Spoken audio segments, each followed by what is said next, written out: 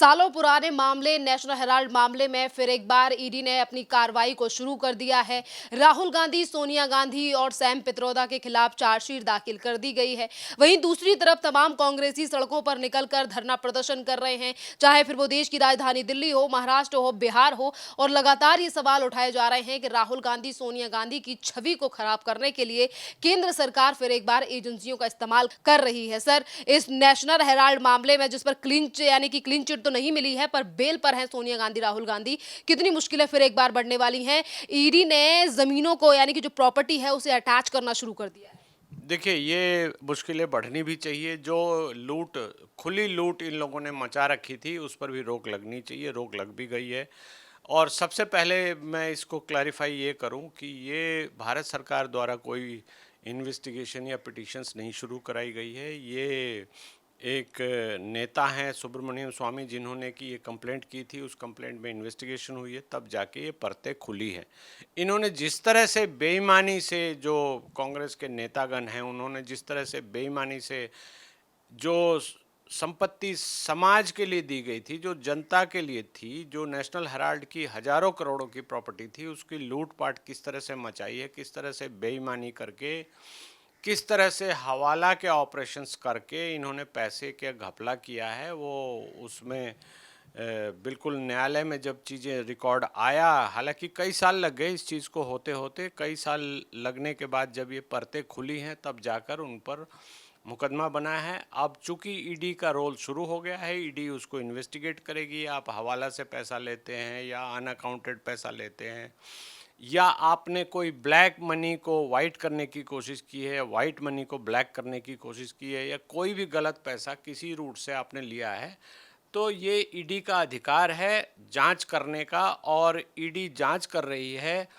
इस जांच की प्रक्रिया का ही पार्ट है कि उन प्रॉपर्टीज़ को अटैच किया जा सकता है। आप देखेंगे नेशनल हेराल्ड का जो ट्रस्ट है, वो एक सार्वजनिक ट्रस्ट है। वो सबके लिए बनाया गया था। उस पर एक परिवार का कब्जा होना, या किसी पार्टी विशेष का कब्जा होना, या कुछ लोग द्वारा कब्जा करके उस संपत्ति को अपने फ़ायदे के लिए यूज़ करना, या अपनी पार्टी के फ़ायदे के लिए यूज़ करना, ऐसा कहीं कुछ नहीं था।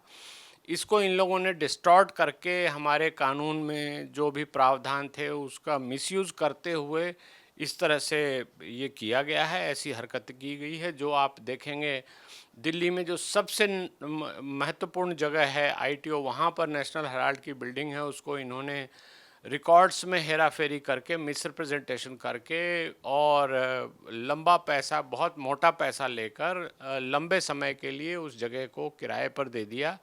जो कि एक सार्वजनिक संपत्ति को आप किसी तरह से किराए पर उस तरह से बिल्कुल नहीं दे सकते। उसमें सैकड़ों करोड़ों का घपला पहले किया गया, सैकड़ों करोड़ रुपए पहले लिए गए, कागज़ पे कुछ दिखाया गया, सच्चाई में कुछ मिला। तो ये सारी चीज़ें इन्वेस्टिगेट होनी चाहिए। और अगर राहुल गांधी या सोनिया गांधी या सैम पित्रोदा दिखाने में ये सफल होते हैं कि ऐसा उनका कहीं कोई रोल नहीं था, तो हमारे न्यायपालिका इतनी स्वतंत्र है कि इस पर फैसला भी देगी और कहीं ना कहीं इनको बरी भी किया जाएगा। तो उसके पहले ही ये इस तरह का कांग्रेस के लोगों द्वारा शोर मचाना या प्रदर्शन करना कहीं ना कहीं हमारे कानूनी प्रक्रिया को डिरेल करने की या उसको ओवर पावर करने की कहीं ना कहीं कोशिश हो रही है, जो कि बहुत गलत है, असंवैधानिक है। और न्यायालय पर इनको विश्वास करना चाहिए। अगर इन्होंने चोरी नहीं की है, अगर इन्होंने घपला नहीं किया, अगर इन्होंने क्राइम नहीं किया है, अगर हवाला से पैसा नहीं लिया है, तो ये बाइज्जत बरी हो जाएंगे। ऐसा हमारे देश की परंपरा रही है। तो इसको लेकर जो ये प्रदर्शन और रेल रोको, इससे जनता को जो तकलीफ़ दे रहे हैं, वो सब रुकना चाहिए। ये गलत है और कहीं ना कहीं ये इंडिकेट करता है कि ये हमारे डेमोक्रेसी को हाईजैक करके आज तक इस तरह की हरकतें करते रहे हैं। और अब जब पकड़े गए हैं, जब पॉलिटिकल सिस्टम ने इन चीज़ों को किनारे कर लिया है, देखा है कि जो जांच एजेंसीज़ हैं वो सारी जांच करके ले आई है, सारे सामने आ गया है, तो इनको तकलीफ़ हो रही है। और इनका जो नाटक शुरू हो गया है, ये नाटक अब बंद होना चाहिए, बहुत दिन चलेगा नहीं। भारत की जनता इस पार्टी को पहले ही नकार चुकी है। अब इसके जो एसेट्स थे उसको लेकर हड़पने की जो होड़ लगी हुई है, उसी होड़ में ये सब चीज़ें की गई हैं। और ये पहले से ही ये तैयारी इनकी थी, तो ये कहीं न कहीं ये बिल्कुल गलत है, असंवैधानिक है, गैर कानूनी है और इस पर सख्त से सख्त कार्रवाई भी होनी चाहिए। जो भी कांग्रेस के लोग प्रदर्शन या रेल रोको, या आज सुना गया है कि पटना में भी इन्होंने ट्रेन रोक दी, लोगों को इंटरसिटी चलने में बहुत तकलीफ़ हुई, तो उस पर सरकार को बहुत ही सख्त रवैया अपनाना चाहिए और इस पर बिल्कुल रोक लगनी चाहिए। और जैसा कि पहले हुआ था कि जब अरविंद केजरीवाल साहब बड़े हवाला के केस में पकड़े गए थे, अरेस्ट हो गए थे, तो उन्होंने कहा था कि मुझे तो तुरंत अरेस्ट कर लिया, सोनिया गांधी या राहुल गांधी को अरेस्ट करके दिखाओ। तो हमारे संविधान के अनुसार कानून के सामने सभी बराबर हों, वो कोई भी हो, सुपर पावर कोई नहीं है, सुपर ह्यूमन कोई नहीं है, कानून से ऊपर कोई नहीं है। अगर किसी ने भी गड़बड़ी की है, चाहे वो राहुल गांधी हो, सोनिया गांधी हो, सैम पित्रोदा हो, कुछ भी रहे हों, कभी भी रहे हों, उस अपनी पोजीशन का उन्होंने अगर मिसयूज़ किया है, अगर हवाला से पैसा लिया है, कागज़ में फर्जरी की है, मिसरिप्रेजेंटेशन किया है, तो उनके ऊपर अगर क्रिमिनल मिसअप्रोप्रिएशन के चार्ज बने हैं, न्यायालय ने उनको समन कर दिया है, कॉग्निजेंस ले लिया है, तो उनको न्याय की प्रक्रिया पर विश्वास करना चाहिए और उनको अपना डिफेंस यहाँ लाकर दिखाना चाहिए कि ये ऐसी चीज़ें हैं, ये कभी कहीं से भी कुछ नहीं हो सकता, ये गलत है। वो करने की बजाय जो ये एक तरह से गुंडागर्दी सड़क पे कर रहे हैं, जनता को जो प्रताड़ित करने की कोशिश कर रहे हैं, ये बंद होना चाहिए और इस पर सरकार को सख्त रवैया भी अपनाना चाहिए। एक तरफ तो ईडी ने इस पूरे मामले पर अपनी कार्रवाई शुरू कर दी है सर, जैसा कि अभी आपने कहा कि कांग्रेस के नेताओं को कोर्ट पर भरोसा रखना चाहिए, पर ये लोग तो मामला जब कोर्ट में है तब भी प्रदर्शन कर रहे हैं। कुछ दिन पहले जब ईडी ने चार्जशीट दाखिल करी और उससे पहले एक प्रॉपर्टी को अटैच किया गया था, सीज किया गया था, उस समय पर भी कांग्रेस के नेता सुरेंद्र राजपूत ने कहा कि देखिए किस तरीके से राहुल गांधी सोनिया गांधी को बदनाम करने की कोशिश की जा रही है, उन लोगों के ऊपर करोड़ों के घोटाले का इल्जाम लगाया जा रहा है जिन लोगों के पास दिल्ली में अपना खुद का रहने का घर तक नहीं। देखिए, ये सब तो कहने की बातें हैं। अगर आप नेशनल हेराल्ड का केस देखेंगे गहरे से, तो आपको पता लग जाएगा कि कितने सैकड़ों हजारों करोड़ का घपला इन लोगों ने बुक्स में, अकाउंट बुक्स में हेरा फेरी करके और उलट पुलट काम करके किस तरह से हजारों करोड़ का घपला किया है, ये आपको पकड़ में आ जाएगा। जब हम उसके कागज़ों को गौर से देखेंगे तो हमें ये पता लग जाएगा कि दिल्ली में इनका घर नहीं है, ये एक बहाना है, एक आई वॉश है, ये लोगों की आंखों में धूल झोंकने के लिए बात कही गई है।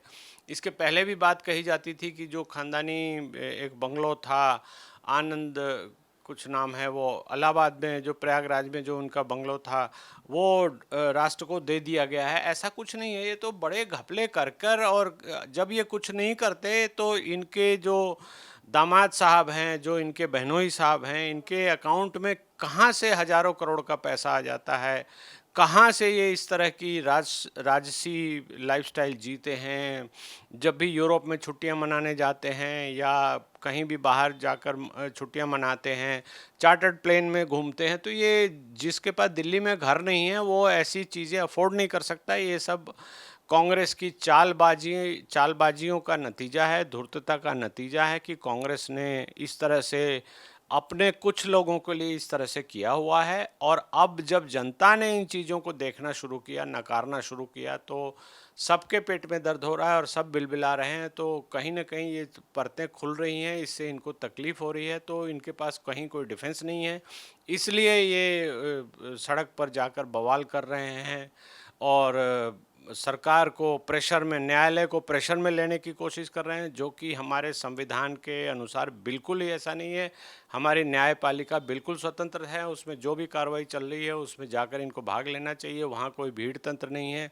अगर किसी एक आदमी को या 3 लोगों को समन किया गया तो 3 लोग ही जाएंगे, 30 लोग या 30,000 लोग जाने का कोई मतलब नहीं है। बेकार की बातें हैं सब। और हमारे न्यायपालिका की स्वतंत्रता को सुरक्षित करना हर नागरिक का कर्तव्य है, इसलिए इन चीज़ों का विरोध होना चाहिए। सर, जैसे ये इस नेशनल हेराल्ड मामले की बात करें तो ये यूपीए के टाइम का ही मामला है और ईडी भी कांग्रेस ही लेकर आई थी।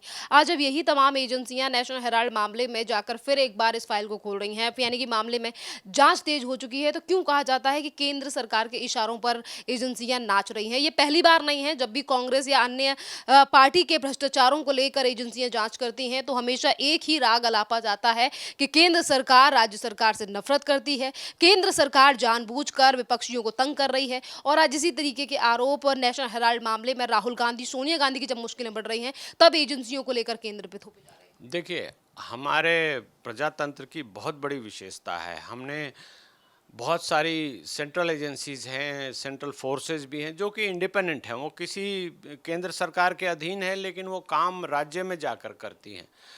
तो वो स्वतः भी काम करती हैं और वो किसी के अधीन नहीं कही जा सकती। वहाँ पे जो भी ऑफिसर्स पोस्टेड हो जाते हैं, उनका इन्वेस्टिगेशन उनका काम है।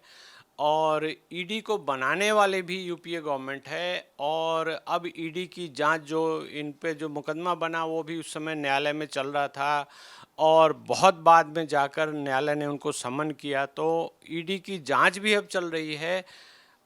जाहिर सी बात है कि जो ये बातें बोल रहे हैं कि केंद्र सरकार की एजेंसियां उनको तंग करती है, ऐसा कहीं कुछ नहीं है। जहाँ तक सीबीआई या ईडी किसी भी एजेंसी की बात है, वो स्वतः अपने लेवल पर या तो न्यायालय के आदेश पर या निर्देश पर काम करती हैं। अगर उनको कुछ मटेरियल मिलता है तो उसको इन्वेस्टिगेट करते हैं। अब वो ज़माने लद गए जब कोई भी जांच होती थी, कुछ भी होता था तो उसको जो मुख्यमंत्री थे या जो भी नेता थे वो उसको डाइवर्ट कर देते थे। अब हमारा प्रजातंत्र इतना आगे बढ़ गया है, लोकतंत्र की शक्तियाँ इतनी मजबूत हो गई हैं कि जनता के स्वर से भी न्यायालय इन चीज़ों को देखता है, और जब साक्ष्य लाए जाते हैं तो उस पर गंभीर से गंभीर आदेश भी दिए जाते हैं। तो ये जो कह रहे हैं कि हम भीड़ तंत्र से न्यायालय को डरा देंगे या केंद्र सरकार इन एजेंसीज का मिसयूज़ कर रही है, तो एजेंसी तो केंद्र सरकार ने कोई भी नहीं बनाई है। सीबीआई बहुत पहले से बनी हुई है, ब्रिटिश टाइम से ही बनी हुई है। और ईडी को 2005 के आसपास इन्होंने ही पीएमएलए एक्ट भी लेजिस्लेट किया था यूपीए ने। तो कोई नई एजेंसी बनाकर, कोई नए ढंग से, कोई नया एक्ट बनाकर, कोई नया कानून बनाकर आपको तो तंग नहीं किया जा रहा। आपने जो बेईमानी की है उन एक्ट्स के जाल में फंस गई है और अब उसकी इन्वेस्टिगेशन की जा रही है। ये बात अलग है कि अब पूरा ग्लोबली हमारा जो बैंकिंग का नेट बैंकिंग का सिस्टम आ गया है। जो डॉक्यूमेंट्स जो पहले सालों नहीं मिलते थे, वो डॉक्यूमेंट्स अब मिलने लगे हैं क्या कहीं। पूरे मामले में गिरफ्तारी राहुल गांधी, सोनिया गांधी की अब संभव है? कि आप फिर से जिस तरीके से सवाल उठ रहे हैं कि फिर एक बार जेल जाना पड़ेगा राहुल गांधी, सोनिया गांधी को, जिस तरीके से ईडी तेजी से काम कर रही है? मुझे लगता है कि गिरफ्तारी बिल्कुल होनी चाहिए, कस्टोडियल इंट्रोगेशन होनी चाहिए, और कहीं न कहीं वो साक्ष्य को प्रभावित कर रहे हैं, तो उनको इस ऐसा करने से रोकने के लिए उनकी गिरफ्तारी बहुत ही ज़रूरी है। और भारत सरकार अब किन कारणों से, राजनीतिक कारणों से इनको गिरफ्तार करने से रोक रही है, ये बात देखने की बात है। लेकिन मुझे लगता है कि गिरफ्तारी ऐसे केसेस में बिल्कुल होनी चाहिए।